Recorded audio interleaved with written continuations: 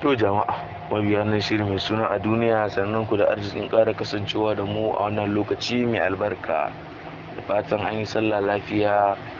Jama'a masoya nan shiri mai suna a duniya, a yau da misalin karfe 8 na dare za mu kawo muku wato ainihin tallan ci gaban shirin a duniya, ma'ana kashi na 61. Da yardar Allah, in Allah da za mu kawo muku wato ainihin wannan tallan ci gaban shirin a duniya, ma'ana za mu dawo kenan Allah da wani sati mai zuwa.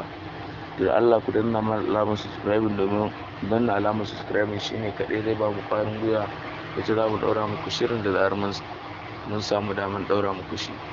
Muna ƙara kuma godiya da kasancewa da mu da kuke a kodayaushe, muna ƙara jin daɗi.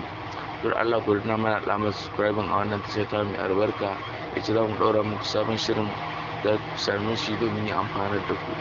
Mun gode da kasancewa da mu a wannan lokacin mai albarka da kuke.